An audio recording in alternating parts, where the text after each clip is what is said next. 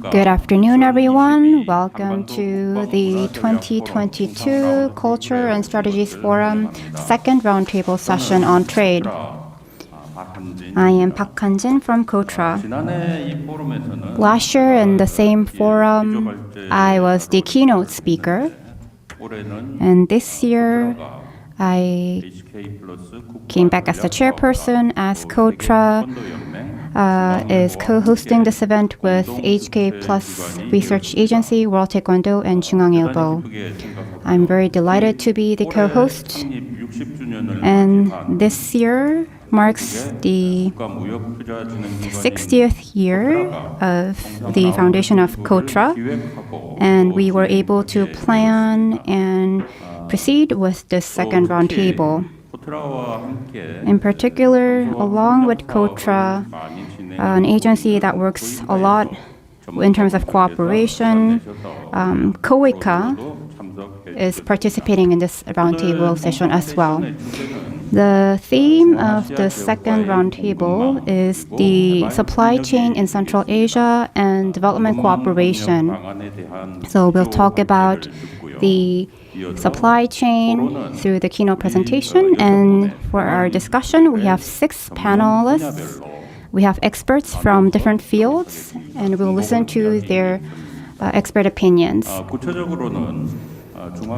In detail, we will be going into the details in how we can cooperate in terms of enterprises, which the procurement opportunities, and KOTRA Academy also has the Eurasian Education Training Institute, so we'll also talk about the various achievements of that academy, and we'll also hear from the actual cases of Korean businesses making inroads to Eurasia. So in the trade session will last until 3:30. And as I mentioned before, we will have the keynote presentation and the panelists. So please make sure you keep your time. And I'll try to keep my remarks short so that we can be on time. And on this session, we won't be having a Q&A. So now I would like to invite our keynote presentation speaker. We have Mr. Lee Geum-ha, the Director General of the Global Value Chain Department of KOTRA. Mr. Lee Geum-ha graduated from the Russian Language and Literature at Korea University, and he worked in various different fields related to Central Asia and KOTRA, so he's a regional expert. So now let's invite Mr. Lee Geum-ha up to the podium. Good afternoon, ladies and gentlemen. I am Lee Geum-ha, working at KOTRA. Currently, I am serving as Director General of the Global Value Chain Department.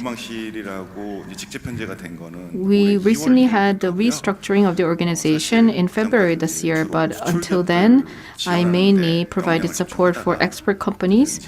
And then at KOTRA, we've decided to beef up our defense role in helping our expert companies that are participating in the global value chains.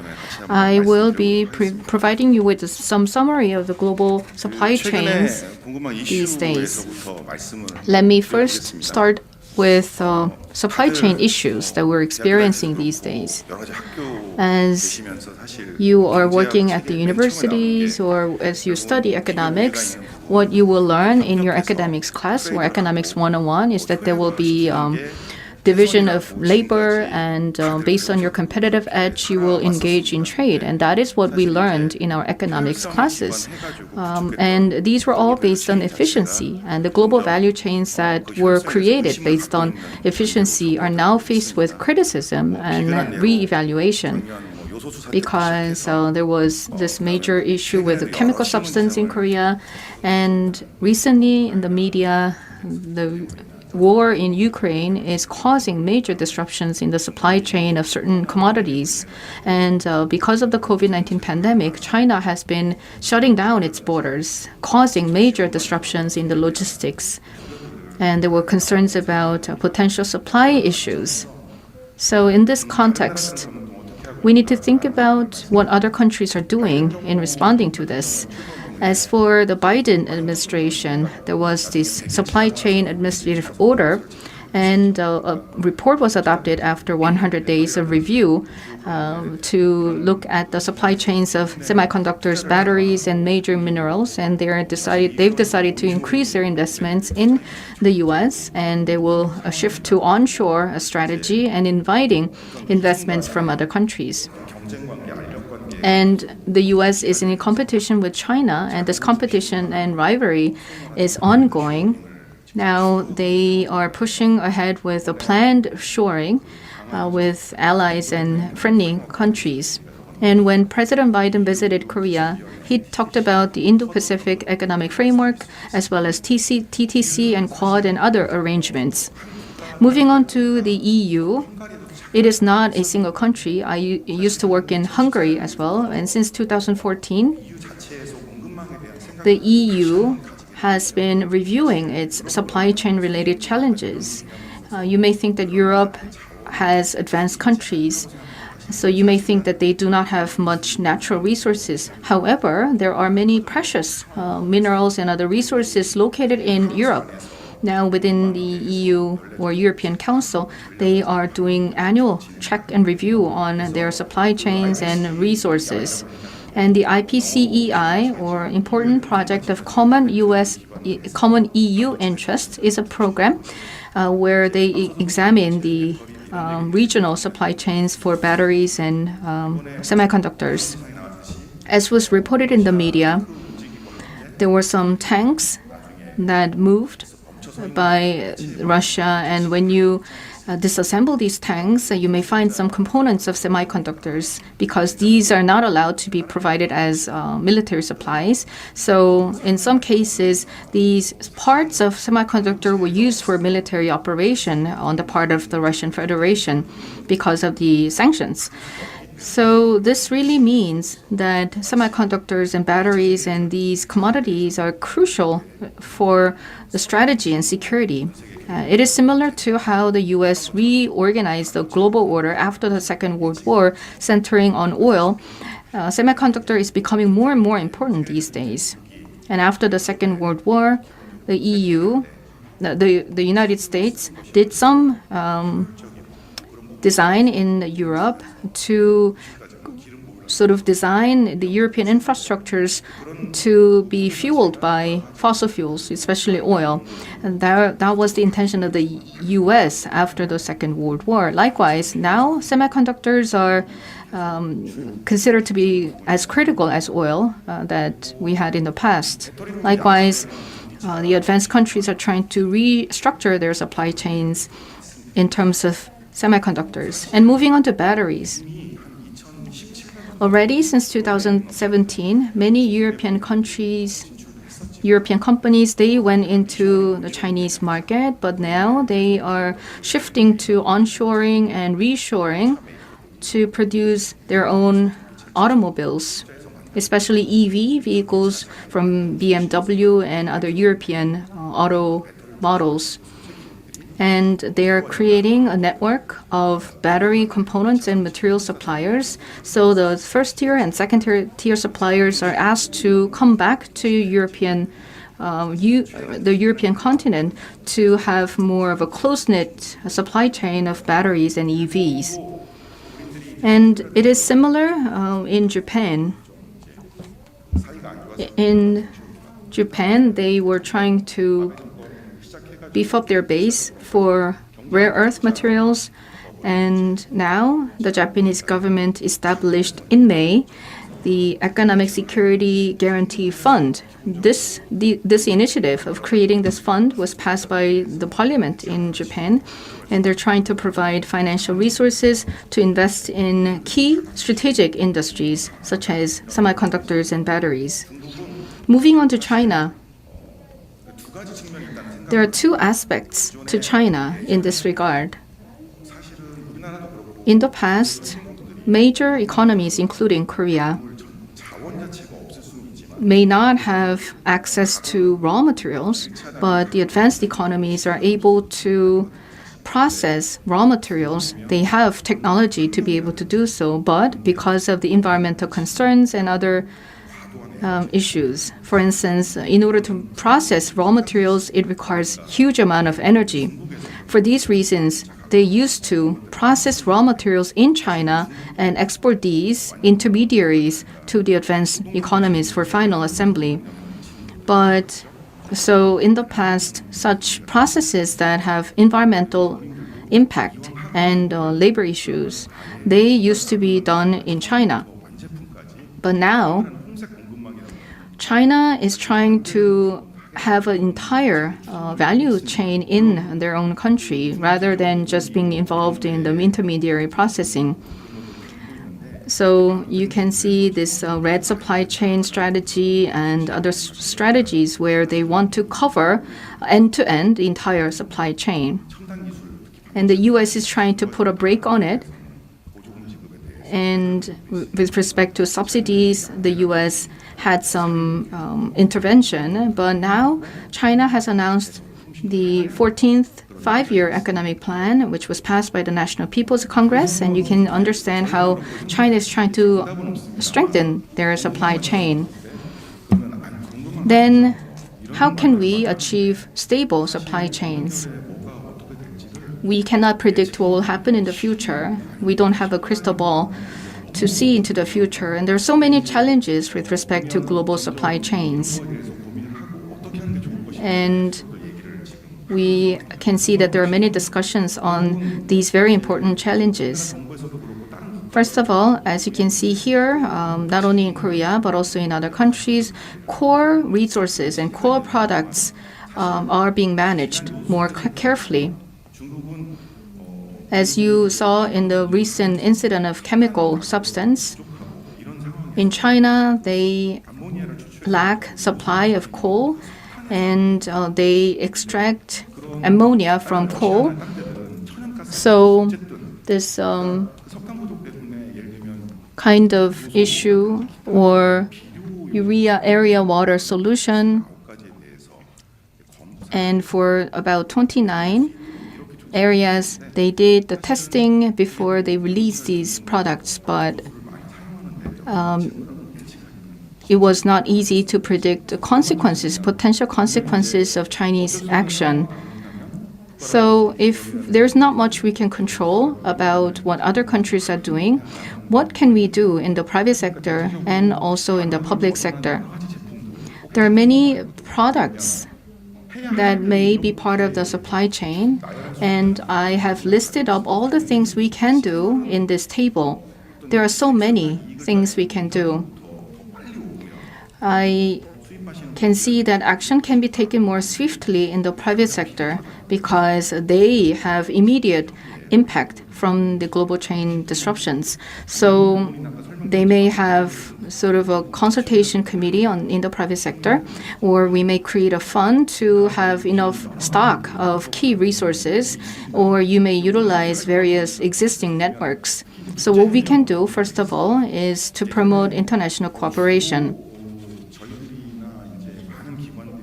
In the past, many government agencies and organizations were involved in global FTAs and global cooperation.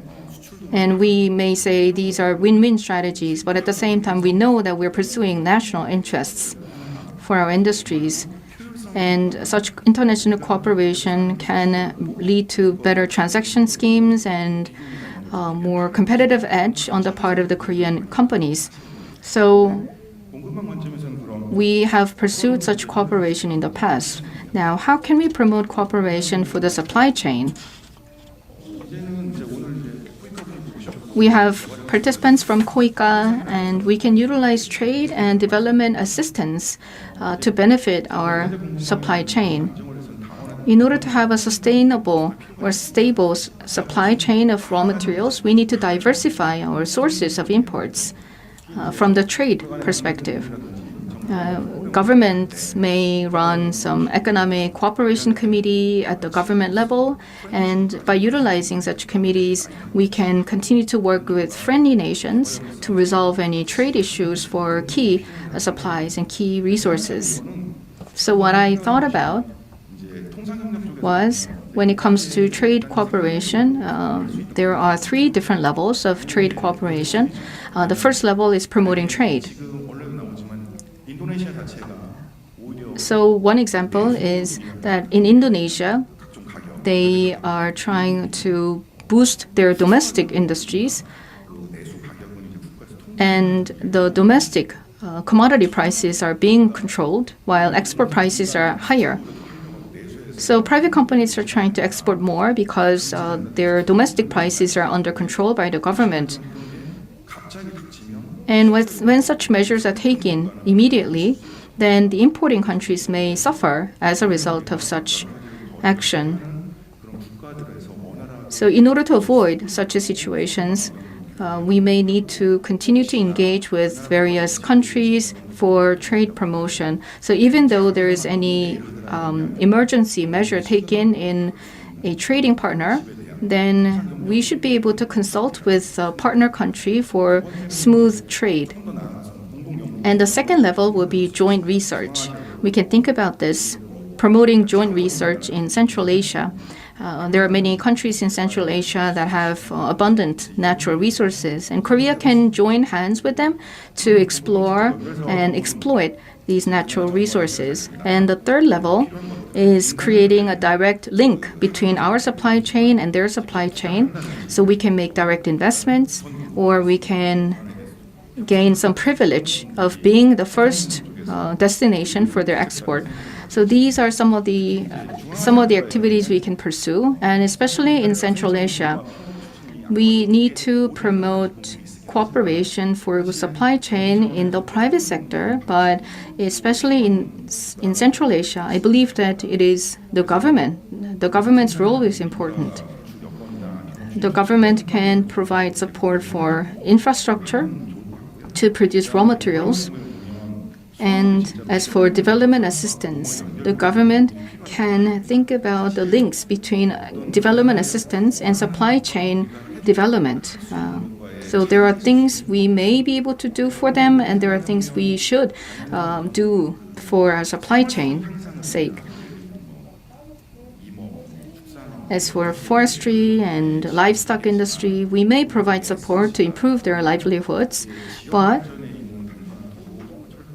when it comes to infrastructure, we may build roads and other transport infrastructure for the citizens in the other country, but we can also consider building railways or road networks that can link to minerals development or raw materials extraction projects. So we can identify these links.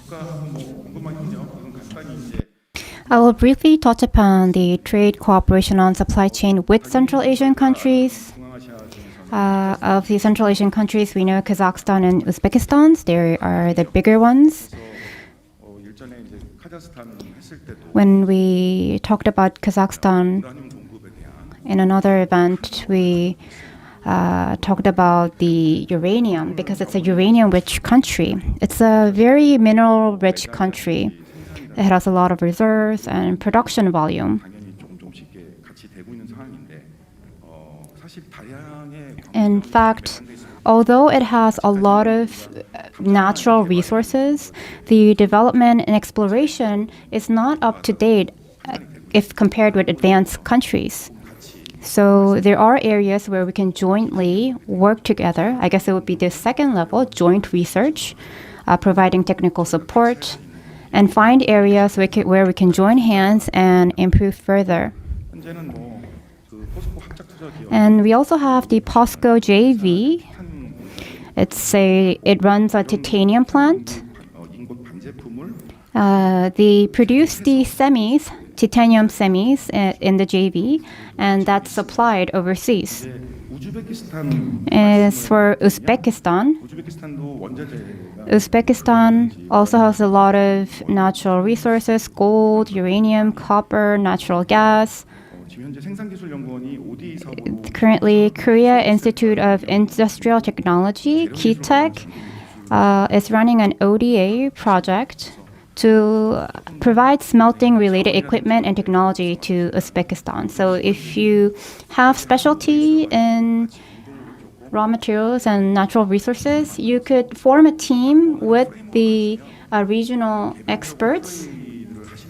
So you could approach this as a team, not just individual experts providing help to the overseas country. Moving on to Turkmenistan, Kyrgyzstan, and Tajikistan. Turkmenistan has a lot of crude oil and natural gas. As for Kyrgyzstan, it has antimony, mercury, tungsten. And Tajikistan has lead, magnetite, aluminium, and phosphate rock. So these countries also have a lot of natural resources and they produce them. But compared to the two countries I mentioned earlier, their production level is much more lower. So we can focus on the production area for potential development. They're not exactly Central Asian countries. I returned actually last August. I used to work in Baku, Azerbaijan, which is not exactly Central Asia. But there, I saw that these countries have a similar concept as of Indonesia. And they should develop, explore these minerals, but just simply selling these minerals is not enough. They prefer processing them and adding value locally. They want to have local development of minerals. So Azerbaijan worked with Samsung because Samsung built a big plant in Azerbaijan to supply and produce the fertilizers. So all of these countries in Central Asia have a demand for having a more highly added value products to be supplied. The strategic aspects in terms of the location and the minerals and the importance of Central Asian countries are something that we should keep a keen eye on. And as for SOCs, we know that Central Asia has vast pasture land, but it also has hilly mountains and mountainous areas. So how can we make use of the natural resources reserved in these areas that are hilly and mountainous? How can we extract them and transport them? So private companies cannot do this alone just by looking at the profits. It's not easy for private companies to do the entire process on its own. So that's where the government should step in to provide assistance and development cooperation. And that will be a more desired model. So I talked about supply chain, but I don't think there's an answer as to how we can address and solve these supply chain issues. We don't know how much an egg would cost tomorrow. It might double the price overnight. And the egg price might rise because of the farm, but it could be because of the feeds and the fertilizers that they use. So we have to see where these fertilizers are used. For instance, the wheat, corn provided from Ukraine may have decreased. That might have caused the rise in the egg price. So we have to see where the causes are, where the origins is, and see how much impact this has in the overall supply chain. And this is something that we cannot predict. It's not a simple issue. So inevitably, we need to form close relationship with other countries so that we can engage in development cooperation to address potential problems that may arise in supply chain. And that could give us a competitive edge. Okay, and this concludes my presentation. Thank you.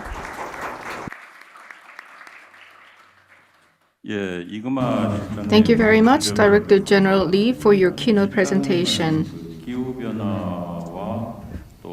Regarding carbon neutrality and climate change, well, these are long-term challenges of the global community, but we have immediate issues that we need to respond to, which are the global supply chain disruptions, and that is what he mentioned in his keynote presentation. So he went over the key supply chain issues and how we can promote cooperation with Central Asian countries. So it was a very compact but informative presentation. Let's move on to the panel discussion. First of all, Dr. Park Ji-won will go first.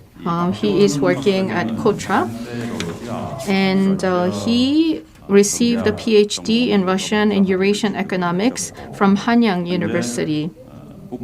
And currently, he is a special advisor to the Presidential Committee on Northern Economic Cooperation, and he is also an advisor to KEAP, and he is also serving as a fellow of the Global City Committee in Daegu City. And he's going to discuss potential markets we can enter. Good afternoon. I was given this topic of potential Central Asian countries where we can enter. So let's move on to the next slide.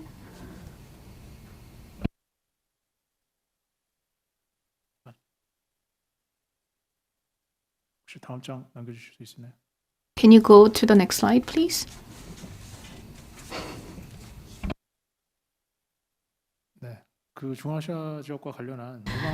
Now, let's take a look at the potential industries and markets in Central Asia. And before we address that, let me first examine the key trends in Central Asia. First, there were external changes. One of them was the COVID-19 pandemic. In Central Asia, the COVID-19 pandemic has affected business environments and business conditions. Just like in other parts of the world, there was a major impact on the digital industries and the media industry. As you can see on the left-hand side, the online market in Uzbekistan has been growing. And there was a steep growth of this digital market in Uzbekistan in recent years.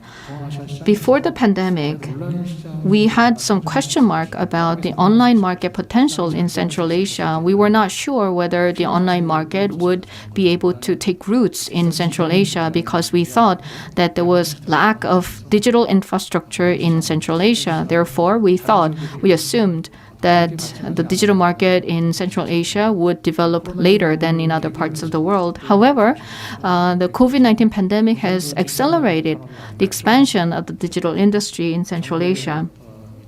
And also, the government has laid out more extensive digital infrastructure in Central Asia. As a result, online-based business models were able to be deployed. In addition, the 5 Central Asian governments have been working to promote the digital industries as their key national agendas. Kazakhstan has Digital Kazakhstan strategy. This is a key government initiative. And also in Uzbekistan, there's a similar initiative. And in Turkmenistan and Kyrgyzstan, they also have government policies and national policies for digital industries. So you can see that there is a strong will on the part of the government to promote the digital industries. And this was mainly triggered by the COVID-19 pandemic. Now there is a lot of push for the IT industries in Central Asia. On the right-hand side, you can see that there is this bicycle and people are delivering food using bicycles. In Central Asia, the food delivery was not a familiar concept, but because of the COVID-19 pandemic, and because now people are able to order food online anywhere, anytime, and they can do online grocery shopping because now they have the digital infrastructure. So in Central Asia, these new industries are growing rapidly. Of course, in Uzbekistan and Kazakhstan, these phenomena are mainly observed in major cities, not in rural communities, because in rural areas they still lack infrastructure, but in major urban areas, Nursultan and Manati and Tashkent, these large cities, you can find that food and groceries are delivered to your doorstep using online. So you can order food, you can order many different things online, and they will be delivered to you. So these are creating new business opportunities in Central Asia, and you can see that many new companies are emerging in these areas. So I think that this is a new market that is emerging in Central Asia where companies can go in and explore.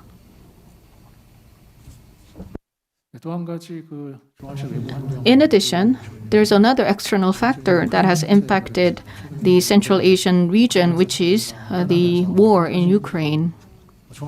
The war broke out in early this year, and because the Central Asian countries are nearby or near Ukraine, the Central Asian economic growth rate has been affected negatively by the war in Ukraine as the Ukrainian economic growth is slowing down. And another big issue in this regard is logistics issue. When you see on the left-hand side at the bottom, you can see how these continents, these regions are connected. There are these transcontinental railways and TSR, or Trans-Siberian Railway. So from Korea all the way to Postechin and Siberia and Europe. So there's this Trans-Siberian route that is utilized for transport. And at the bottom, you can see this another pathway that goes through China, and these two railways are utilized actively for goods, transport of goods. But because of the COVID-19, TSR was disrupted because during the pandemic, the labor was in shortage, and also the same situation for TCR. And now, with the war in Ukraine, there have been sanctions imposed on Russia, so key supplies cannot be provided to Russia or through Russia. In the past, we were able to transport goods to Moscow for about 40 days. So it took 40 days to ship goods to Moscow, but now the time required for that sort of transport has doubled, more than doubled. So it's not just providing goods, but rather the logistical challenges have grown significantly. The TSR route or TCR route cannot be made use. So these are not readily available, and we need to develop another alternative route to transport goods.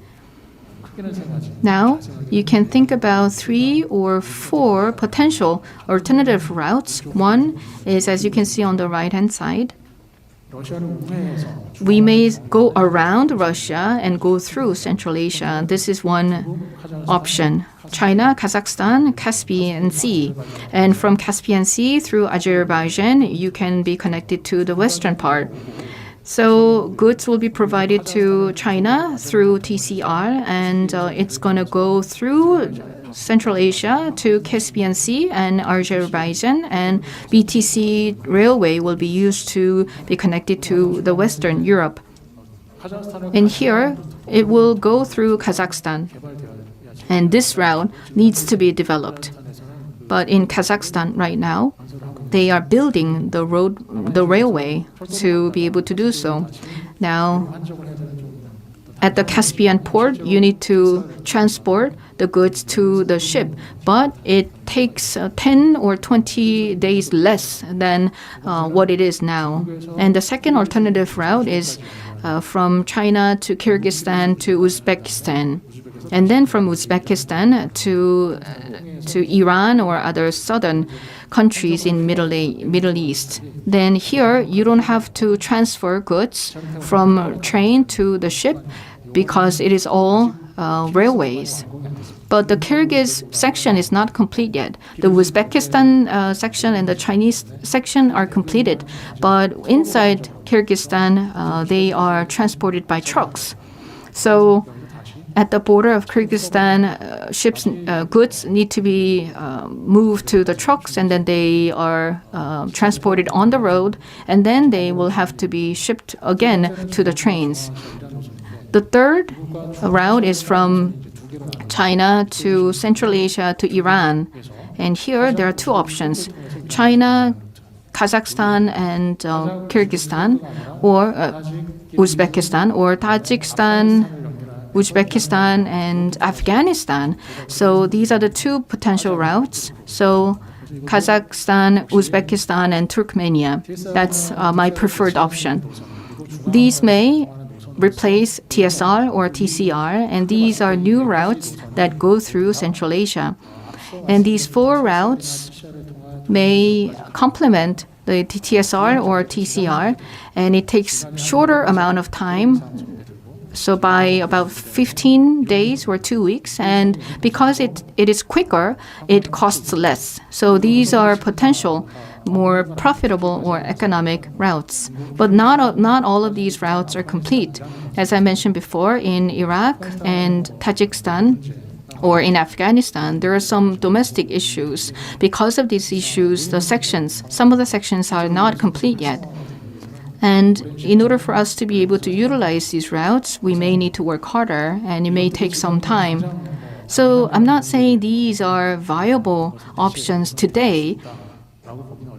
So these are not available at this point in time, but we need to understand that these logistics challenges may be prolonged, so we need to prepare for alternate routes.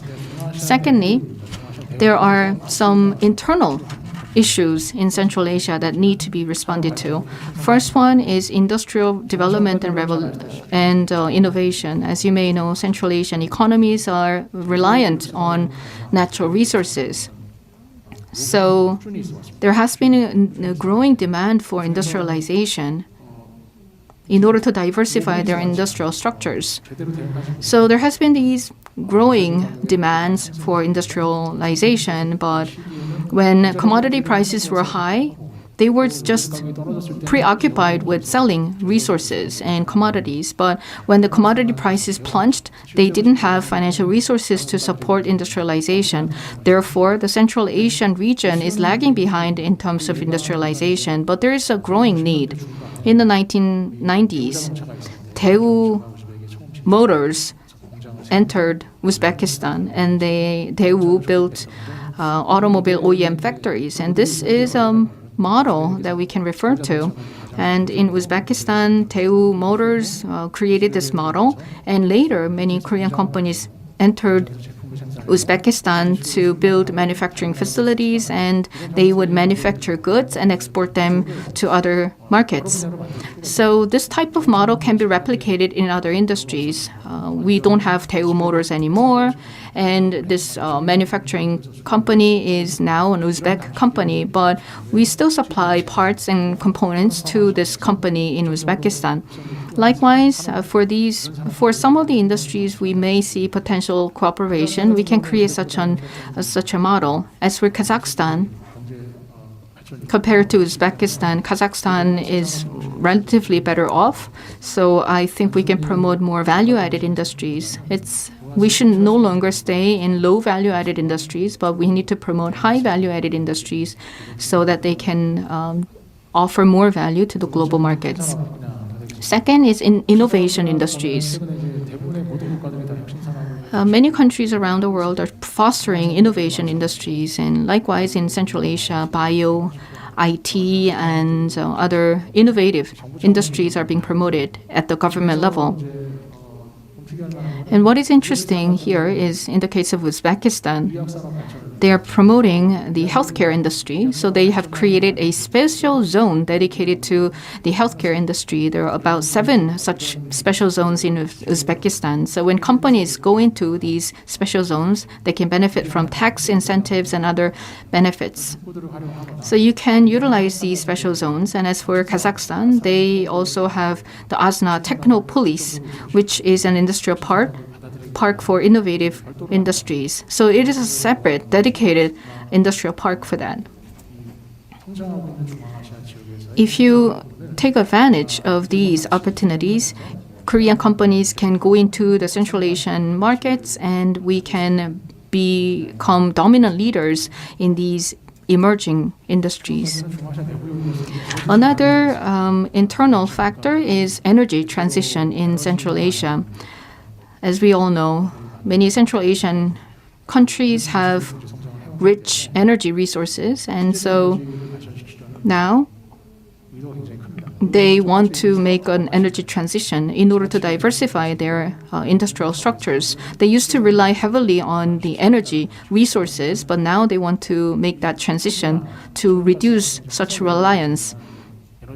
And they want to change their energy mix from fossil fuels to more clean and renewable energy. And there's also international community's pressure on countries to become more clean energy focused, and that is why many Central Asian countries are focusing on energy transition. One example is Uzbekistan. And here you can see solar projects. In Uzbekistan, you can see the solar map. The yellow part is Uzbekistan's efficiency. And you can see that the solar efficiency in Uzbekistan is pretty high, and the black line is for Uzbekistan. This is the wind power capacity. So compared to other countries, Uzbekistan has abundant solar and wind resources, and now their electricity production from wind and solar is less than 1%, and the Uzbekistan government is trying to increase this share in the energy mix by accelerating the energy transition. So by 2030, they want to increase the share of renewable electricity generation to 25%. We are not sure whether they can achieve this target by 2030, but you can see that the government has a very strong determination to achieve this. And at the bottom, you can see Kazakhstan. It is a vast country with a large territory. And on northern western part, you can see wind. And in the central and southern part, you can find solar. And on the eastern side, there's hydropower. And so these are key renewable resources that they're focusing on. And they have created this clean energy roadmap. And by 2050, they want to increase the share of renewables to 50% in their energy mix. So given these strategies and national initiatives, there's a lot of area for cooperation. And finally is the agricultural sector. In many Central Asian countries, they focus on promoting the agricultural sector. Especially in Uzbekistan, they have well-established agriculture industry, and also in Tajikistan, they have the cotton industry and other farming industries. But they are now trying to add more value by processing agricultural produce rather than exporting them as commodities, so that they can diversify their industrial structures and they can promote export industries. So there's a growing attention to fostering the agricultural sector, and they're now trying to promote smart farm. And Montera is a technology where you use the map information and the satellite imaging information. You analyze such data to offer solution for your farming. And in the Andijan Technopark in Uzbekistan, there's a pilot project underway. And here you can see the smart greenhouse. In Kazakhstan and Uzbekistan, there are pilot projects for smart farm or smart greenhouse farming. And these solutions have been exported by Korea, and they are now under evaluation. And the evaluation result so far is very positive. And there is a robot and drones for farming, where drones can monitor the conditions of the crops. And in Uzbekistan, there is a pilot project underway. So the smart farms and ag tech related industries and agriculture produce processing industries are very promising, and there's a growing demand for such industries in Kyrgyzstan and Uzbekistan. And Korean companies have excellent technology and solutions, and we not only export technology and solutions, but also we can be involved in training and educating people who will be able to work in these agricultural sectors. Thank you for your attention.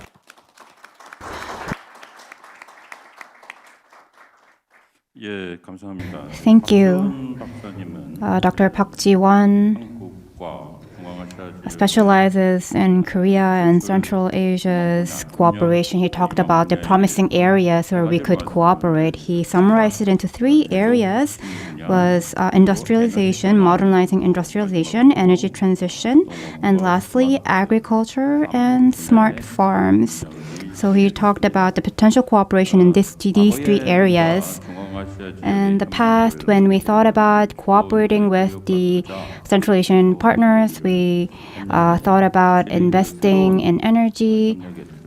But now he suggested new promising areas.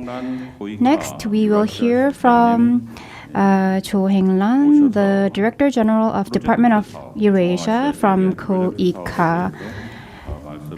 He will give his idea on the Central Asian projects.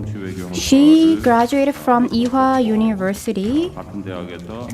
She got her master's and bachelor's degree from Ewha University, Nepal, Mongolia, and in other regions. She worked as the office director in Mongolia. We have workers in Ulaanbaatar. So she used to work with our KOTRA employees locally. So please proceed with your remarks on the Central Asia projects. Hello, as introduced, I'm Cho Heng-lan. It's really meaningful that KOTRA and KOICA is having this roundtable with HUFs. I focus on the Central Asia and Eurasian projects, so I'll be talking about that today. We have 5 major values, love, peace, and others, and we try to get rid of poverty and other SDGs. Under the foreign policy of Korea, we built the national plans. So we have these various different projects, and we focus on ODAs when we come up with our plans. The projects that we run at KOICA, we've been doing it since 2 years ago for CIS and Central Asia. So far, we focused on Mongolia and Uzbekistan. They were the main regions where we carried out our projects, but since 2021, Ukraine, Kyrgyzstan, Tajikistan, 3 new countries were added to our key cooperative partners. So in Kyrgyzstan also, we had a middle-sized project. In Tajikistan, a small-sized project. Ukraine, we did not have any projects. So starting in 2021, we began development and cooperation in earnest. And Azerbaijan, since 2021, their priority was a bit changed. So we are maintaining the previous level of our projects in Azerbaijan. So you can see on this slide, we try to focus on several areas where we cooperate in this area. As for Mongolia and Uzbekistan, we focus on coming up with a cooperation plan. And this plan is used by all government agencies. And as for Azerbaijan, we don't have a separate national cooperative plan. So KOICA came up with our own plan for development and cooperation. The former Soviet Union states, now sovereign states, have their key projects, and they've been developing their industries. So today we can see that their specific projects have developed quite a lot, but the overall industry has not been developing on par. So as we heard from the previous presentation, diversifying their projects and businesses have become a major agenda in the Central Asian countries. So now I'll walk through the current status of projects by country. We have Mongol, Azerbaijan, Kyrgyzstan. We are running projects in these major countries. We have 36 departments. And we're running large-scale projects here. 기준으로 8,130만 불 규모의 사업이 지금 현재 진행이 되고 In Mongolia, the size of our project is $81.3 million. 있는 내용들이고요. And these are the projects that's been confirmed now for future execution. But in the past, we provided a lot of support for IT projects. In Mongolia, we fully supported all the IT projects that were carried out in Mongolia. And today, what we try to do in public administration department, we try to engage with new projects such as environment or transportation. So going forward, our direction for developing new projects is solving urban problems such as climate or transportation. So that's our direction when it comes to new projects. In Mongolia, we're not making inroads to just private sectors, but we are cooperating with national projects. With oil agency, transport agency, Korean agencies have made inroads in Mongolia already, and we're cooperating locally. And moving on, I will talk about Uzbekistan and the projects that we do there.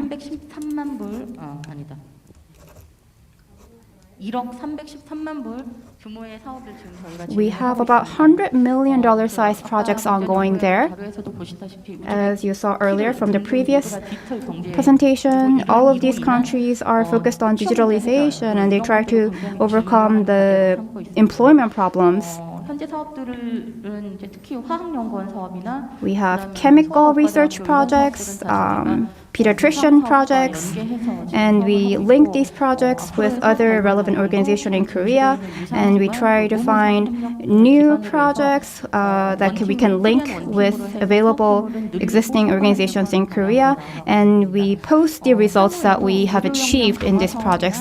Moving forward, medicine, digital, startups will be areas where we will strengthen cooperation and development.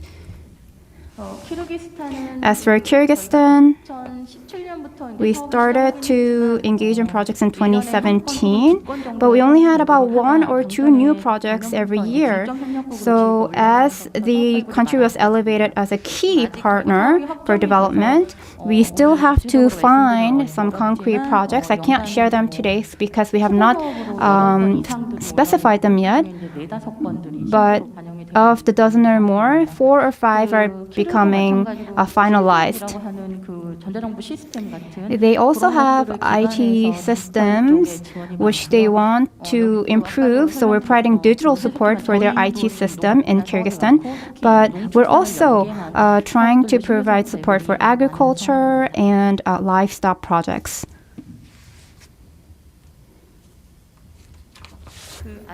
As for Azerbaijan, we had a lot of water supply projects, but nowadays we are finishing up those water supplies. We're more focused on e-learning and other innovative master plans. Before I move on to the next slide, I want to mention Turkmenistan. It's not here on the slides, but Turkmenistan, we talked about supply chain earlier, but we provided training for natural gas related jobs. And in Tajikistan, water, energy, electricity generation are some projects that we're providing assistance. Tajikistan and Uzbekistan, we've been working in earnest since last year, and Tajikistan, as I mentioned earlier, we're starting with the second level for the electricity project, and they also have a high demand for digitalization and startups, so those will be areas where we focus this year. As for Ukraine, we want to increase our rehabilitation centers for the veterans. We were preparing that project, but due to the war, we had to suspend the project. Right now, we're providing humanitarian aid from a national stance, and once this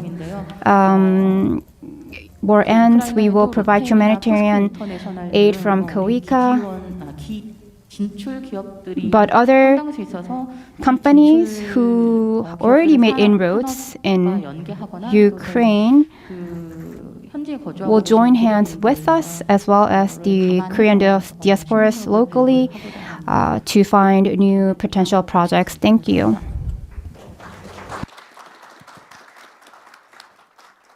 예, Thank you very much, Ms. Cho Heng-ran's presentation. She went over specific projects in particular countries in Central Asia, and she provided us with a summary of these projects. Especially in Mongolia, there was urban development projects because there are projects to create new cities, and in other countries, we were able to see that there are some distinct areas of priorities in different countries. Let's now move on to Mr. Lee Sang-baek.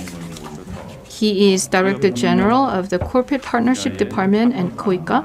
He's going to be discussing how companies can participate in cooperation projects in Central Asia.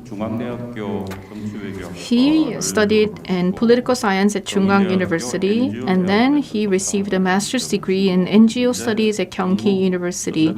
And currently, he's a master's candidate in sustainable development at the University of Sussex in the UK. He served as country director of KOICA Palestine. Let's invite Mr. Lee. Good afternoon. I am Lee Sang-baek from KOICA. I'm in charge of Corporate Partnership Department. I would first like to mention that KOICA is a part of this forum, and I'm going to be discussing what KOICA is doing together with companies for corporate partnership.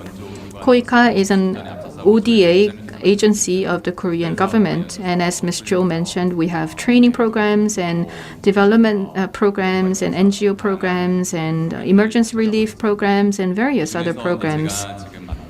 And in particular, what I am in charge of is corporate partnership programs that KOICA is promoting to facilitate private sector cooperation.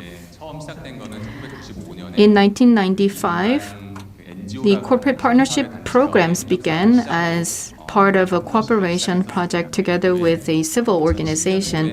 And in 2010, we created a line of projects titled PPP, or Private-Public Partnership. Now, let me give you some background behind the corporate partnership programs. And as I mentioned, in 2010, the PPP was a term used for companies' CSR programs, or corporate social responsibility. So there was a project in Rwanda and in a KT project in Uzbekistan and Samsung Electronics. We created a PPP project with Samsung. And in 2013, as you may know, Professor Michael Porter of the US talked about CSV. So shared value creation was a key priority for us.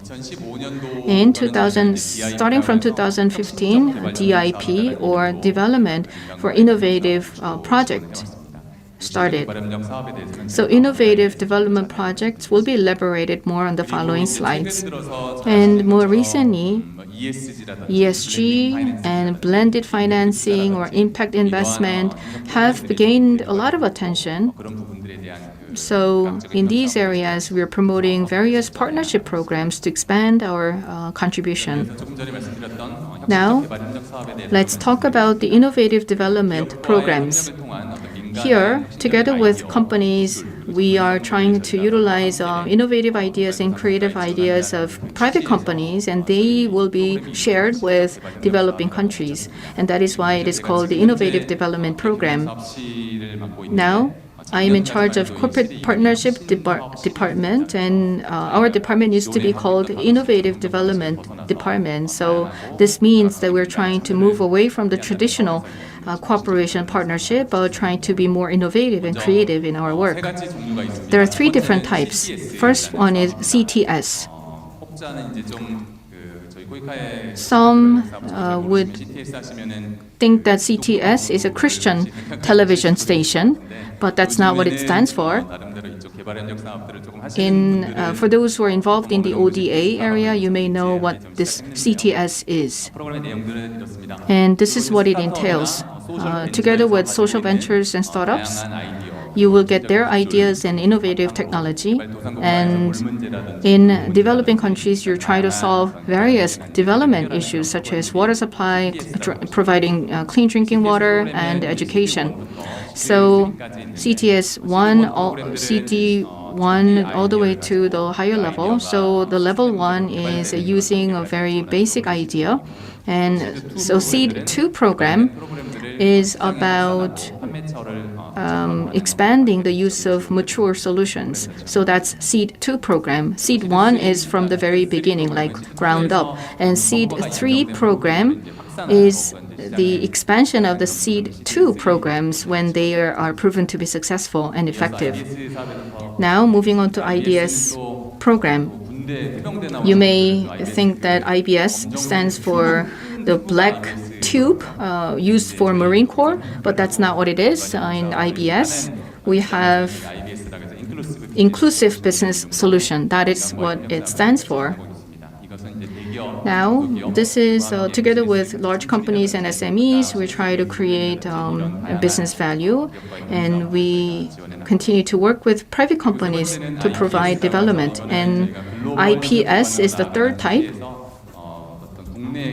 This is rather collaboration with international organizations, not domestic agencies. So this is an international program where we work with Bill Gates Foundation or Max Planck Foundation or other Qatar Foundation. So together with global philanthropic foundations, we're providing development assistance. Now, let me talk about specific participation methods.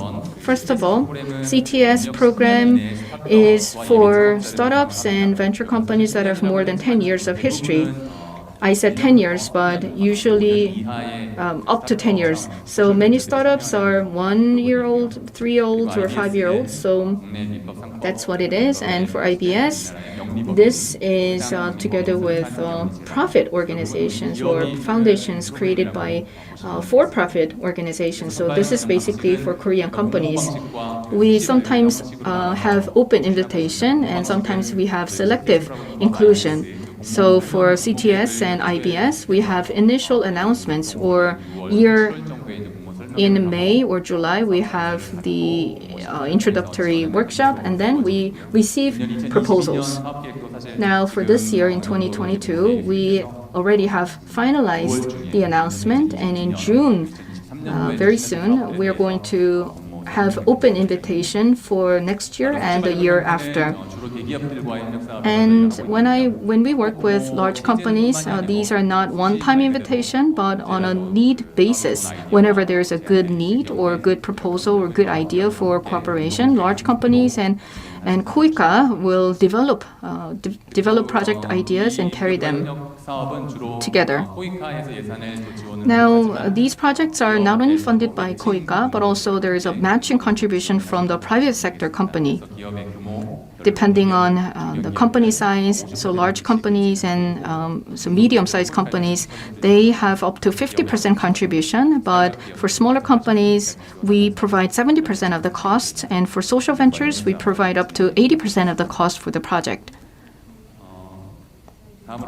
Next, I would like to discuss corporate partnership based on ESG. As I mentioned briefly in the beginning, when KOICA is working together with private companies for development assistance, we want to utilize private sector financial resources, because in achieving SDGs, there's only so much the public sector can provide for financial resources. So we need to use public sector money. And secondly, as you may know, not only in Korea but around the world, ESG has become a key principle for corporate activities, and we have ESG documents and ESG disclosure requirements. And if you need to expand to overseas countries, especially advanced economies, you need to be mindful of ESG. And that is why KOICA is following this trend of ESG. That is why we have been promoting new ESG development projects. In the new recent projects, we not only just review proposals submitted by the companies, but rather for this type of projects, KOICA and a private company will design a proposal together. And we share a list of potential proposals and needs of the local countries, of the partner countries, so that companies can propose their ideas for these projects together with KOICA. And also, we provide support to promote mutual growth of big companies and SMEs. And by doing so, having these trilateral relations with big companies and smaller companies, we can venture into other countries together, other markets together, and we can also foster the development of the smaller companies. And finally, like I mentioned before, we used to review proposals submitted by companies, but now we're trying to move away from that traditional framework where we jointly identify needs and develop projects together with the private sector, and we invite companies to participate in these projects. Likewise, for ESG projects, we are jointly developing projects together with private companies. Now, I'd like to share with you some specific projects underway in Central Asia. One project is developing a location mapping system for people who have livestock. So these farmers are able to locate where their animals are and where their livestock is located. And this solution was developed by a social venture company and by using CTS for providing support. The second is also a CTS project. I mentioned that in Kyrgyzstan there was a firefighting capability building, and there was an XR firefighter training program that was developed using VR and XR and augmented reality technology. We're better able to train firefighters, and we can improve their infrastructure. And in doing so, Korean companies were able to participate. So this is what it actually is. You can see here. And the third project, this is an IBS project with the Global Brain Park and SM Bio Empower and MDK were companies that participated in this IBS project. And when I visited there, I didn't really actually visit this place, but there was this very beautiful lake. This is a tourist attraction. So we are developing tourist attraction to invite tourists, and this will create jobs for the local community, and this will also increase income of local residents. So here in Kyrgyzstan, they can benefit from this tourism development project, and this will also benefit the Korean companies. So there are various projects or programs underway in Central Asia. And when I did some study on myself, I found that compared to Africa or other regions, in Central Asia, we have a relatively shorter list of corporate partnership programs in Central Asia. So I hope that this forum and my presentation will be an opportunity for you to think about these potential partnership programs in Central Asia so that they will become expanded in the future. Thank you. Thank you, Mr. Lee Sang-baek, for your presentation. You talked about corporate partnership, KOICA's corporate partnership structure, and how companies could participate in this program. And you emphasized a lot about ESG corporate cooperation and mentioned the cases in Kyrgyzstan and in other countries. KOICA is doing a lot of work behind the scenes when it comes to cooperating with Central Asia. When we see from KOTRA, we can see that KOICA is making a lot of achievements. So I know that a lot of your workers are putting a lot of effort in making these possible. Moving on, we will now hear from our fourth panelist. Mr. An Eun-ho, the director of bid evaluation team from KOICA. He earned his BA in political science from Dongguk University, and he was a manager for procurement team in KOICA, and right now he is an expert of bidding, evaluation, and technology for procurement. He will be talking about the opportunities that we have in the overall ODA and procurement market and some of the implications. Hello everyone, as introduced, I am Anuno from the bid evaluation team from KOICA. It's really an honor for me to be here and giving this presentation.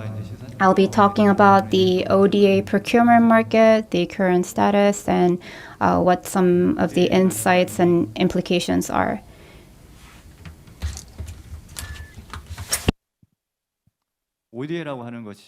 ODA is something that the Korean government and the public agencies use to help countries abroad develop their social welfare and economy.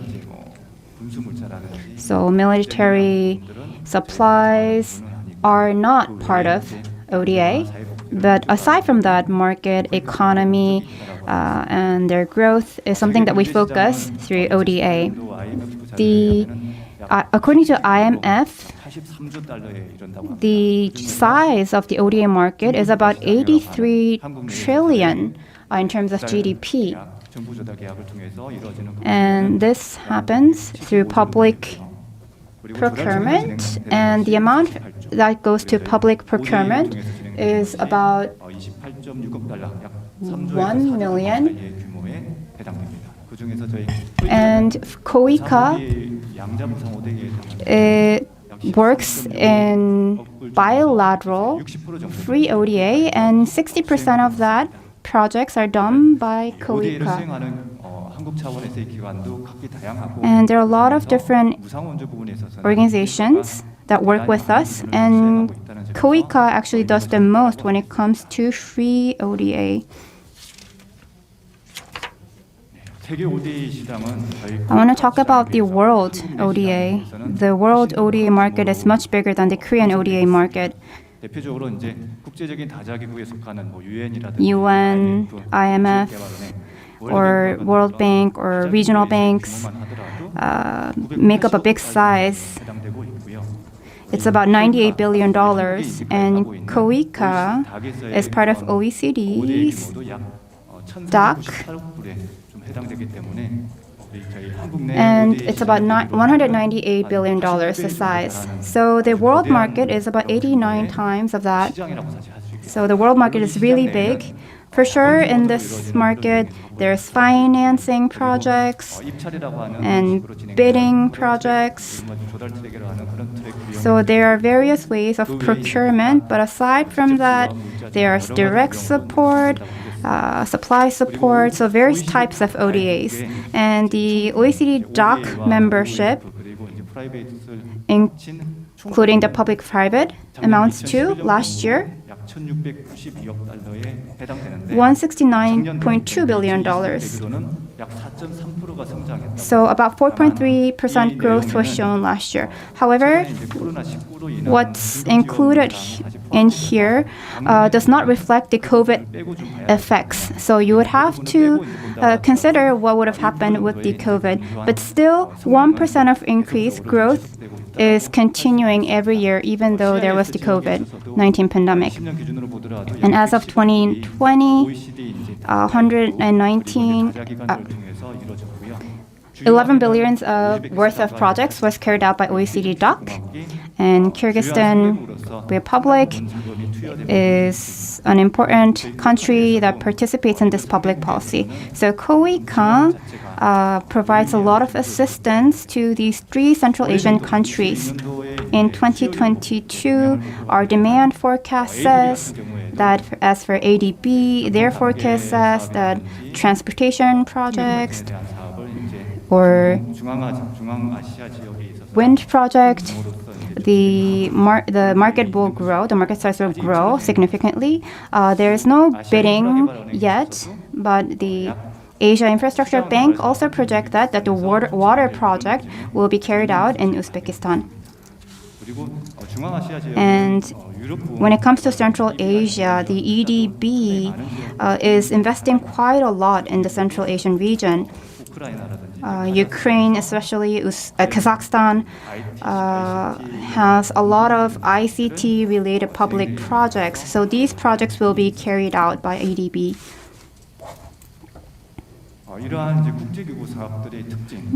These projects run by international organizations are characterized by the e-procurement system versus non-e-procurement system. So these two systems are different. That's the main characteristic. And there's hybrid system as well. So one organization, for instance, UN, might use e-procurement system, but it's not all the time 100% e-procurement system. They may use paper bidding to participate in a project. So the companies that invest in these companies differentiate from these international organizations. So UN, we have UNDP, UNHCR. They all have different systems when it comes to these ODA projects. But they have a comprehensive system called a central system called UNGM, and which shows which project is going around where. But in order to join the system, you have to access the portals of each nation and see what's the requirement and what's the proposal you need to write. And you have to make up all of these documents to submit the bid. And that's the current status of the world ODA market. As for international organizations, they have tax benefits. Sometimes they don't have to pay tax, but sometimes they do have to pay tax. When they prepare or propose a project, the tax could be an area that you need to keep a keen eye on. And Central Asia is an inland, so when it comes to logistics, you would have to use seaway as well as land transportation. So it might be quite expensive to use these different types of transportation methods. And that differs by country in Central Asia. When it comes to the document that you need to prepare, some countries you have to write a specific amount. At least 500 million Korean won. Sometimes there's a requirement that you have to have a certain amount, a minimum amount. That could be a barrier.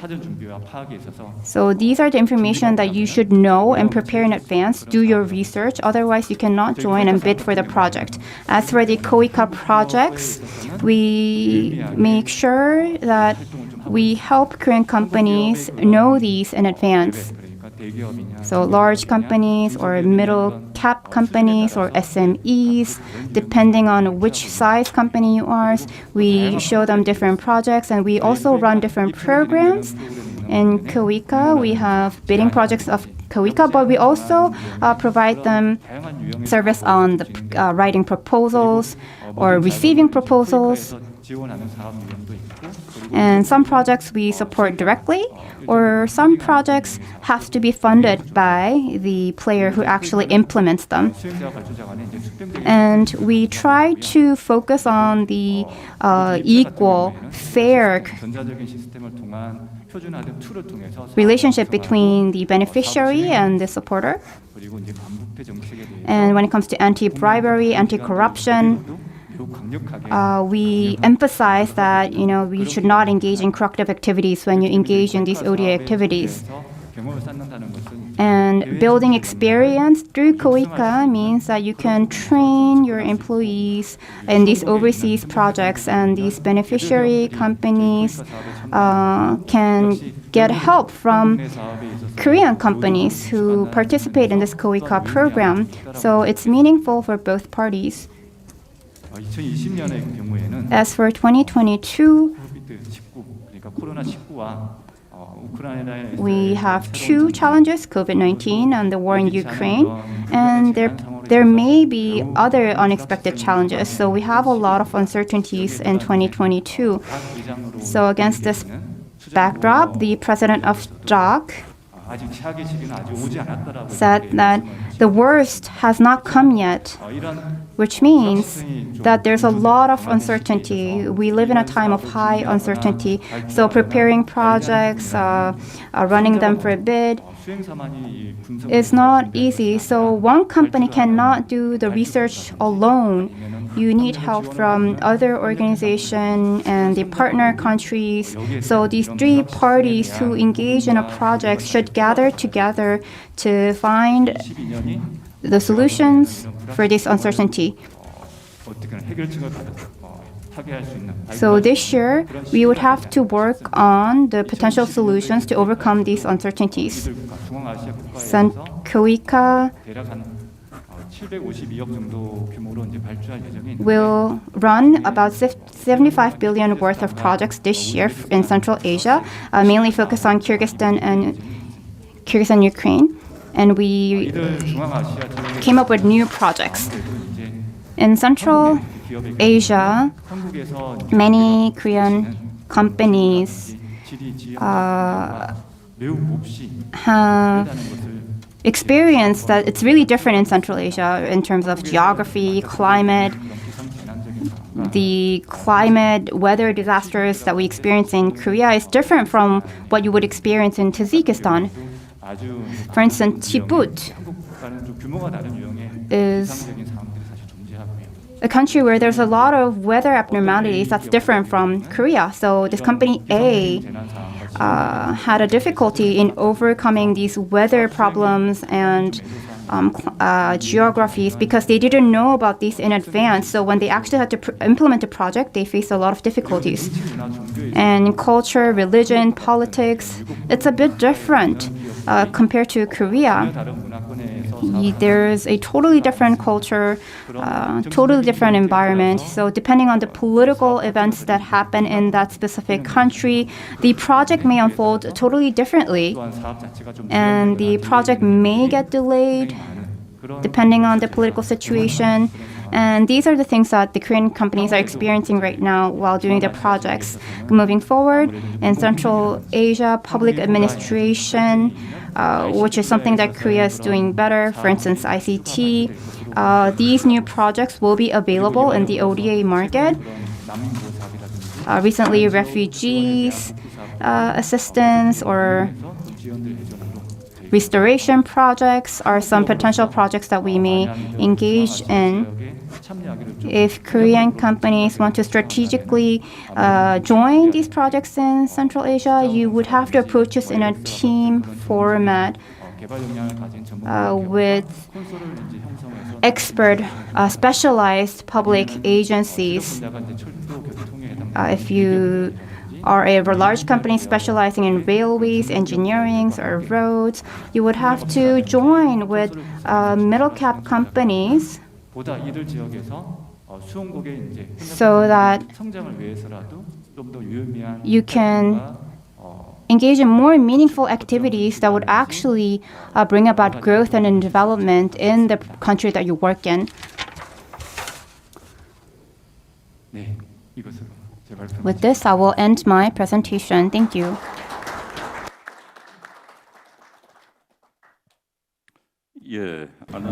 Thank you very much, Mr. Anuno, for your presentation. Well, as we usually discuss, what is rather unfamiliar to companies is ODA procurement market. Not many companies are aware of that. And in his presentation, he discussed potential procurement market opportunities for Korean companies by business categories and business size. Now, let's move on to the next presentation, which will be provided by Lee Byung-jun, Assistant Manager of the Global Academy, KOTRA. He received a BA in Political Science and Diplomacy from Jeonbuk National University, and he has been working in international development cooperation in KOTRA, and currently he is serving as an assistant manager for GBC consultant program, which is a flagship training program of KOTRA Academy. And last year, he received an International Development Cooperation citation by the Head of Office for Government Policy Coordination. In his presentation, he is going to be discussing training and employee development programs for Eurasian market. So please go ahead. Thank you for your kind introduction. Hello, I am Lee Byung-jun. I'm working at KOTRA. I'm very honored to be part of this panel discussion. So it is indeed my honor and privilege. As was introduced, I am running a training program for companies that wish to enter the Eurasian market. We've been running this program for 3 rounds, and we identified 3 major issues in terms of Eurasian market development.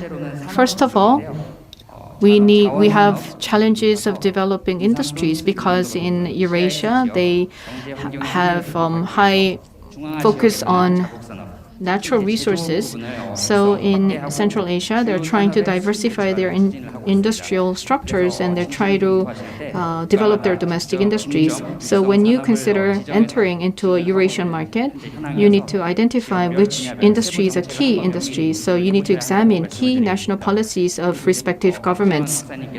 And as Dr. Park Jae-won mentioned, you can refer to KOTRA reports where you can see that semi-finished products or intermediaries are potential, and medical equipment, ICT, infrastructure, and agriculture may be potential industries. The second implication is digital, and digital was mentioned several times. In the Eurasian region, online and digitalization are key priorities for the region. So the urgent challenges right now is to train skilled employees and skilled workforce to be able to work in the digital industry. And because of the COVID-19 situation, we used to focus on, in the past, the smart city and e-procurement and e-government and smart city projects. So human resources development and digital infrastructure development and digital hardware and infrastructure where Korean companies are competitive. We can think about HR management and talent acquisition and talent management in the medium to long term. Space design technology and the digital platform and online-offline linkage are potential. And the third area is healthcare support. Because of the COVID-19 pandemic, the healthcare industry has become important. In Central Asia, they try to promote their manufacturing industries, and in particular, they are focusing on high value-added manufacturing industries. They include medical equipment and pharmaceutical industries. And the pandemic has created a further momentum for these industries. Now, let's talk about the importance of Central Asia. It has always been mentioned that Central Asia is right in the middle between Asia and the West, and they take up about 40% of the global land mass, and 60% of the global population live in Central Asia. And historically, we used to have the Silk Road, so they used to be the hub of transport of goods and people.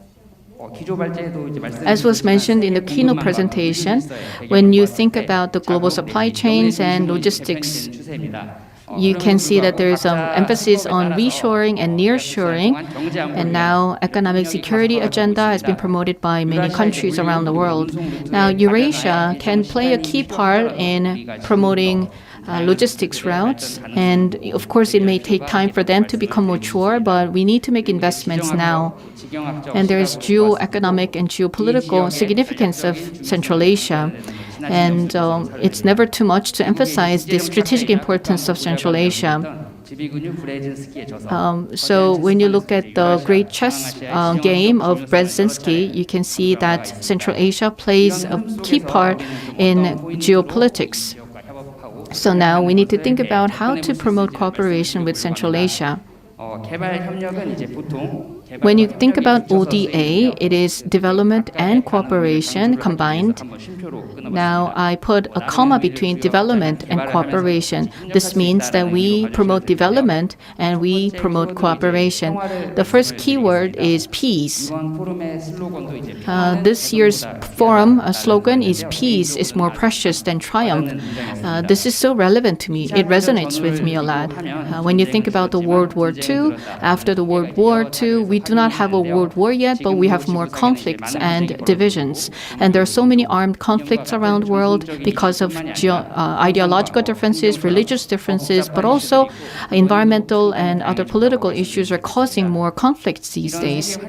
So given this changing landscape, we need to be able to provide support so that people can go back to their normalcy after a conflict or after a violent conflict. And in doing so, we need to think about the economic and political paradigm and how we can promote development in these respective countries. Also, we need to think about energy and resources and other areas where we can promote cooperation. In order to develop sophisticated economic cooperation model, we need to take into account security situations and political situations of the partner countries. Only when there is political stability, we can pursue science, culture, and humanitarian development related cooperation. So in that sense, I believe in the power of soft power. As we are running this training program, a lot of speakers and lecturers talk about soft power and soft skills. We have many assets, including K-brands. We have K-pop, K-drama, K-movies, K-beauty. So we have many cultural assets in Korea. In addition, we are recognized as a country that follows norm and order. Another advantage that we have is that we have ethnic similarities and historical and cultural similarities between Korean people and ethnic groups in Central Asia. And now K-pop and K-products are very popular in Central Asia thanks to such similarities and what we have in common.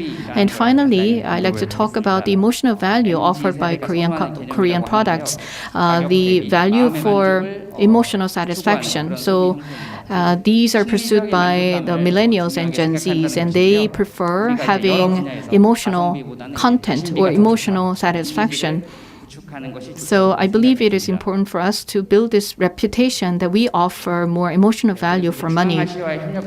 Now let's talk about cooperation areas with Central Asia. There are many implications that we have and lessons we've learned from the training program.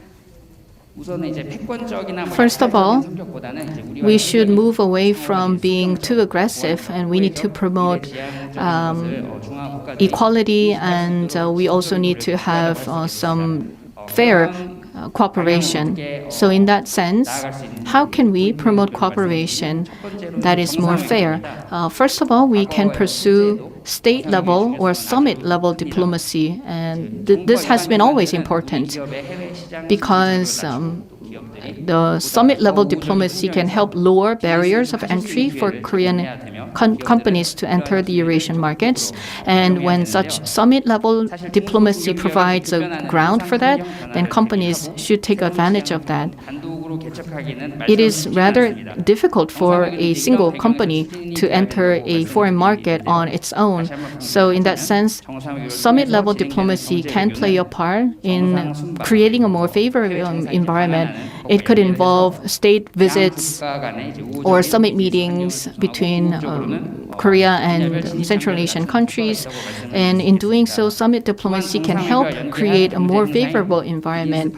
And the secondly, we can host science and technology conferences and workshops and forums. Secondly, we can come up with more concrete cooperation areas. Central Asia is known for having abundant natural resources. So in the past, we focused on exchanging our technology for their resources. But as was mentioned before, Central Asian countries are promoting industrial diversification. So in that sense, we need to make a shift in the paradigm for economic cooperation. In Central Asia, They are promoting digital economy and innovative industries. So these are new growth engines for Central Asia. So for these industries, we can offer our hands and cooperate. Korea has excellent IT industry, so we have global leading competitiveness in the ICT industry. And starting from e-government, Korea has a long history of working with Eurasian countries for ICT development. Now we can move beyond that, and we can be a great productive partner for Central Asian countries. And in particular, we can create a more momentum for manufacturing industry development and digital economy creation. And as we have these national priorities in Central Asia, Korean companies can make a contribution. The third area or means of cooperation is ODA. Currently, our ODA size is 4 trillion won. It has more than doubled for the past couple of years. And this means that Korea is now recognized as a leading ODA provider. And all government agencies and ministries are involved in various sizes of ODA. Now, these ODA programs are designed to meet the demands of medium and long-term challenges of the partner countries. And at the same time, we can offer more tailor-made and customized ODA projects given the characteristics of the partner countries. So I thought about this a little more. For instance, in developing an e-government project, we need to be smarter. And we can offer a smarter e-government solution. And for ICT and higher education and healthcare, we can offer more sophisticated and tailored ODA programs. And we can also put ODA as our flagship program to facilitate cooperation between Korea and Central Asia. And the fourth area is training. We can utilize training programs to build cooperation. I thought about creating a training program for next generation leaders. So these training programs are not for immediate leaders, but rather for young people or the youth, because they will become leaders of the future. And in doing so, we can offer training programs locally in the partner countries when the pandemic situation improves. And we can promote exchanges of people between the two countries, especially the young people. And currently, we have this Eurasia Youth Academy run by the Ministry of Foreign Affairs in Korea. And so, starting from the very beginning of decision-making, people who are involved in the decision-making process can benefit from these training programs. And also, we can have regular holding of economic cooperation strategy meetings. With some Central Asia, we can create a more standing and or permanent consultative body between Korea and Central Asia so that we can have regular contacts and regular meetings. And in doing so, we need participation of not only the public sector agencies but also private companies. And such private-public consultative body can be very effective.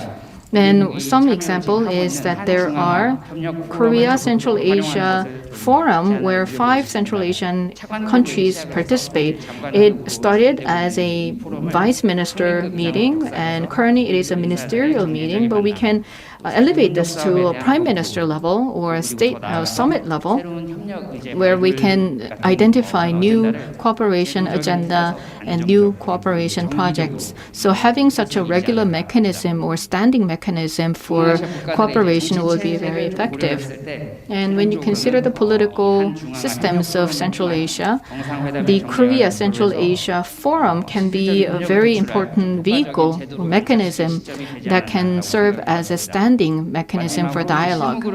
And finally, we can utilize working level meetings and working level cooperation to implement the initiatives proposed by the higher level mechanism. Now, when you promote cooperation with Central Asia, there are several considerations you need to make. This is actually the final page. And I try to summarize all the lessons we've learned from the training program on this slide. There are changing situations, so you need to think about both the traditional characteristics also and the emerging characteristics. They used to rely on the Russian economy, but they're trying to move away from that, and they're also trying to diversify their industrial structures. And so far, the economies have been led by the public sector, but they're now trying to promote the private sector, and they're also trying to promote consumption or consumption-led economic growth. And they're very active in developing new industries and lowering entry barriers for foreign companies. So considering that, you may be able to see more opportunities. And as Mr. Lee mentioned, there are wonderful programs like IBS and CTS projects. And COTRA also has various cooperation projects. The training program that I'm running is run by COTRA Academy, and we invite experts from outside to offer useful information. There are 6 categories in our training program, and you can find more detailed information on our website. So if you go to COTRA website and click on the projects, you can see the list of projects underway, and you can also find one-stop information window for COTRA activities, and you can see how companies can join in for these COTRA projects. And for industry development and retail distribution, these are some of the projects. And for digital and ICT areas, there are many projects, but I was quite impressed by the breadth and the depth of such projects. We have the Smart City project and also the EduTech support project. And for ICT, we have the ICT Global Mentoring Program. This is about providing consulting and mentoring for ICT and convergence industries. And finally, healthcare. It is about medical equipment and export support. And we have COTRA ODA projects. They are aimed at providing a bridge for Korean companies to enter Central Asia, and you may contact us for more information. We have 4 different types: E, S, G, and Plus type. And we also have the traditional projects, such as providing support for overseas travel and business partnership. And the last one is what I like to elaborate more on. It is the business desk category. And we provide business consulting for 14 countries. When companies want to make investments, we offer consulting on tax issues and legal issues, and there is a contact information, and press 2 after calling that number, then you can get connected to experts for Mongolia and other Central Asian countries, and you can get detailed expert advice. And this is the final page. I thought I did really my best to prepare for this presentation, but there is Abay Kunanbayeva, a well-known philosopher from Kazakhstan, and I learned about this person as I was preparing for this presentation. And he said that what the humanities wants is love, solidarity, bold action, and tolerance and action. So I believe that this comment by the philosopher still resonates with us. We need to overcome the global challenges, and in order to do so, we need love, we need understanding, and we need bold action and solidarity. And in that sense, this forum is very meaningful because we can forge more solidarity and engage in bold action. It's been 30 years since Korea actively engaged in Central Asia, and in many areas, including politics, economy, culture, and diplomacy, our ties have become closer. But now we need to move beyond the trade sector to expand our cooperation to environment and ICT and healthcare and other areas. By promoting cooperation in these various areas, I hope that Korea will become even closer to Central Asia after decades of effort and joint action. And with that, I'd like to wish you all happiness and health. Thank you very much for your attention.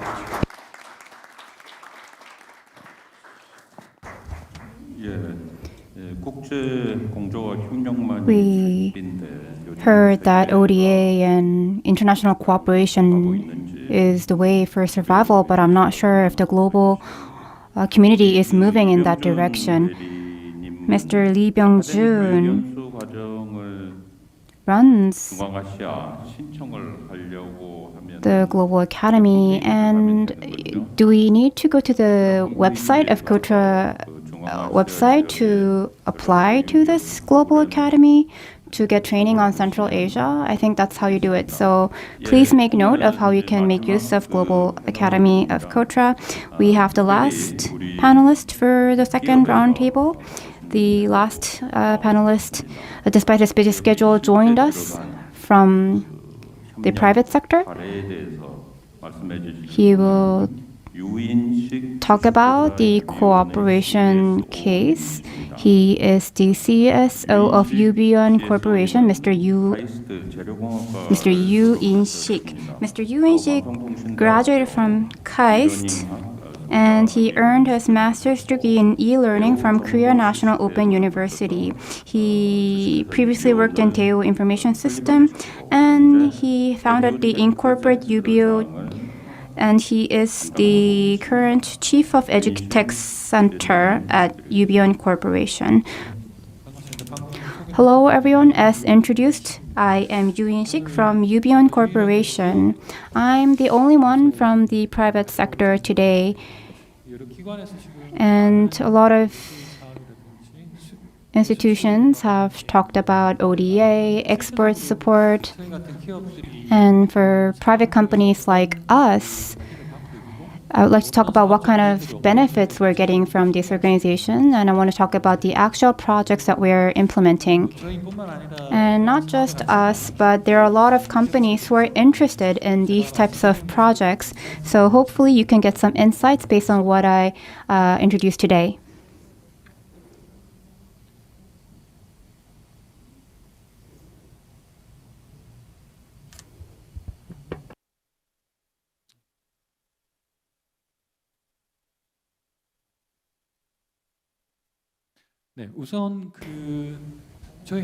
First, I want to introduce and boast a little about our company. Our company was founded in 2017. Sorry, we've been around for 22 years. We were founded 22 years, and I worked for the past 22 years in Yubion. And I was not actually in this e-learning system from the beginning. We were in the learning business. So for local companies, local organizations, we provided learning services, education services. But about 10 years ago, naturally, companies who knew us asked us to provide some services to help enter the overseas market. So we first entered the Aramco. We worked with Aramco about 10 years ago. And then Colombo EDCF project, Hanoi project, and Kaoika project. So when it comes to ODA, I don't think we have a long history. It's only about 7 to 8 years, our experience in total. But recently, when it comes to the growth of our company is about 30 to 35 billion size in sales, and our sales overseas is growing. So there are a lot of opportunities of business. So I want to tell you what kind of opportunities there are and what kind of business that we've done. So I'd like to talk about specific cases. One is Uzbekistan. We try to increase qualitative education, the higher education of Uzbekistan. We worked with PUTI, which is like KAIST in Uzbekistan. We provided our service and system to that school in Uzbekistan. We allowed them to create their own content with our system. So the staff at the school were trained, and we provided softwares. And we also gave a master plan that would allow them to train and use the softwares and etc. Starting in 2017 until this June, this project will come to an end this June. It should have been done last year, but because of COVID, it got delayed a bit. Despite this delay, we made a lot of achievements through this project. You can see that they are very satisfied. Uzbekistan is really satisfied about the results. And more than anything, so far the society as a whole in Uzbekistan had a lot of issues that they faced, but that was solved through this project. Uzbekistan has a different education system from us. I will go into detail and explain them, but usually we have a university and we have credits, right? But the higher education of Uzbekistan did not have this concept of credit. They don't really manage these credits before they worked with us. We have K to 12 and then we go to university. There is a set curriculum for students, and usually we have selective courses and mandatory courses, but they didn't have any of this. In Uzbekistan, you could just take the minimum requirements and you could graduate. So qualitatively, there were a lot of issues with their education system, but by working with us and implementing this project, they were able to improve and address a lot of problems they faced for not having these school credits, these academic credits. And aside from the bachelor's program, we also introduced LMS, which is a program that allows students to study online. They used to focus on in-person education, but with this project, now they have an environment available to study online and learn online. In other words, they can engage in studies in a more objective manner. When we went on site in Uzbekistan, I could actually feel that the system was really different from us. The teacher and the students, we saw a lot of cheating happening among them, and that cannot be managed objectively. So to prevent cheating, LMS is playing a big role. Aside from that, the faculty, staff were trained so that they can use these new electronic systems. And one thing that's also important is that we do well with these projects.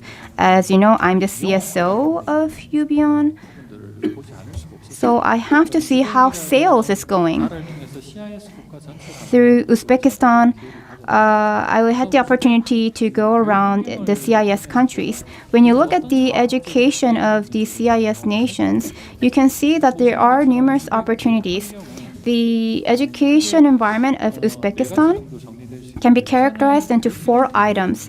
First, all education institutions are public or national, so which means they don't have private schools.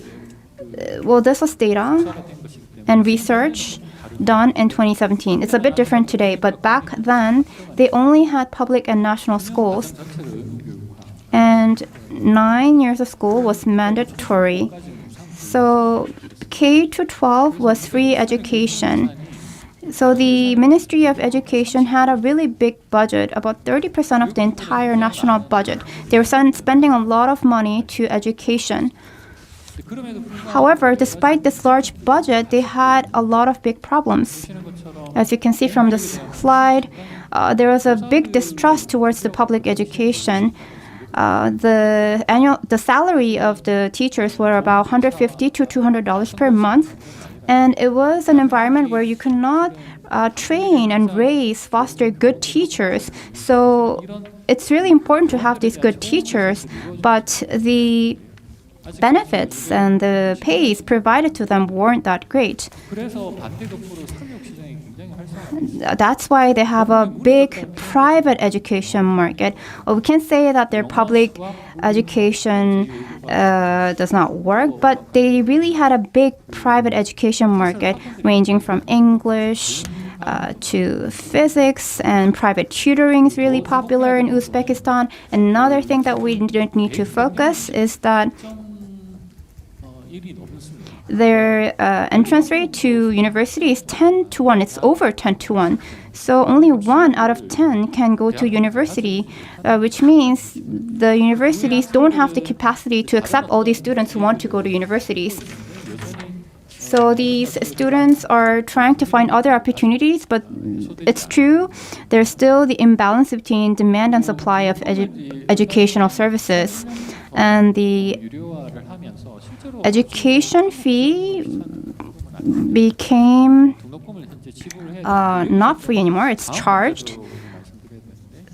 And at this point, I would have to talk about scholarships. Scholarships are only provided on the basis of their grades. So only the grade that you get when you enter the university is taken into account to get scholarships in university.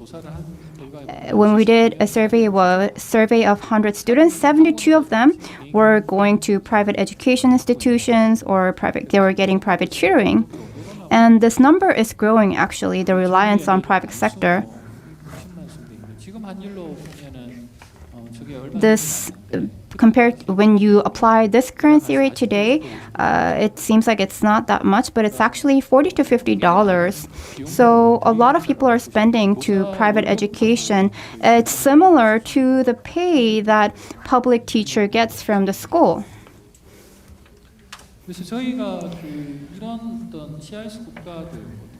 So Uzbekistan and other CIS countries were reviewed internally by us to see what kind of opportunities there were. We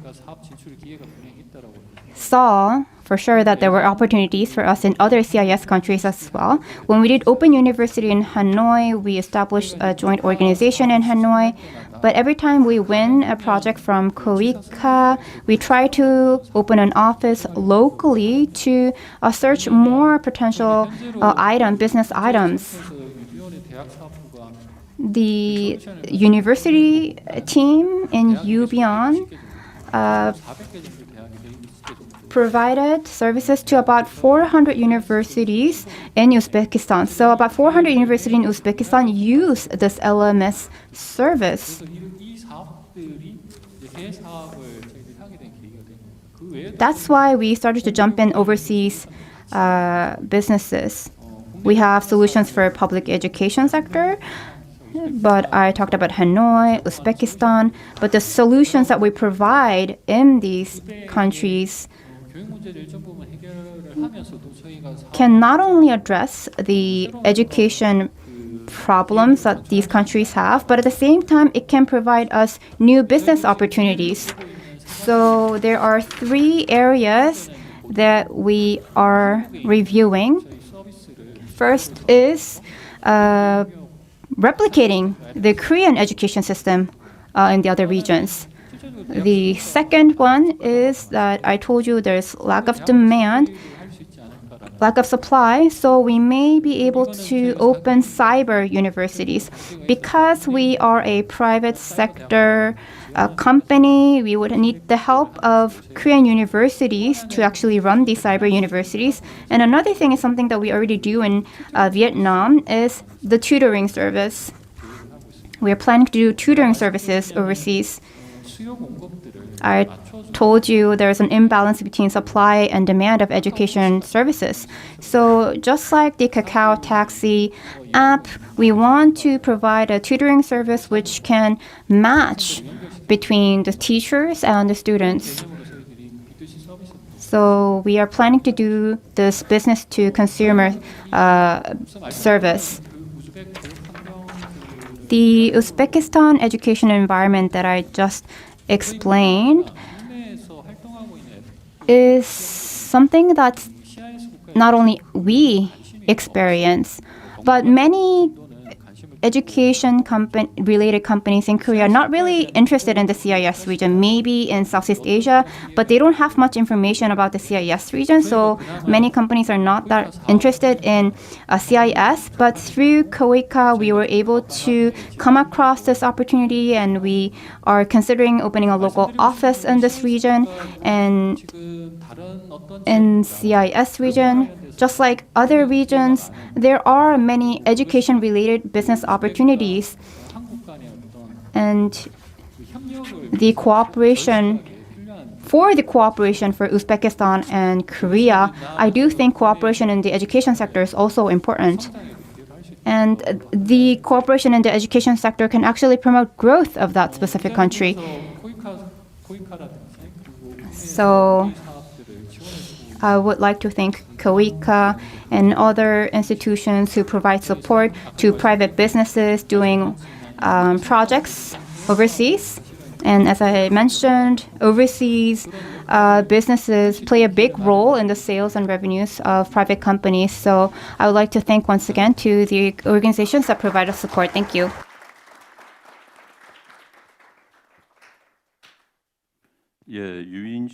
Thank you very much. That was a presentation by CSO Yu In-sik of Yubion Corporation. It is time to wrap up the roundtable on trade. We discussed supply chain and industry development cooperation possibilities between Korea and Central Asia, and we had one keynote presentation and 6 panel discussions. Of course, cultural exchanges would serve as a foundation, and we need to engage in trade cooperation. And by having closer trade ties, we can also promote cultural exchanges in turn. And with that in mind, I would like to express my gratitude to the keynote presenter as well as the panel members. Now we will have a commemorative photo session, so I'd like to invite all the keynote speaker and the panel members. Thank you very much for your contribution.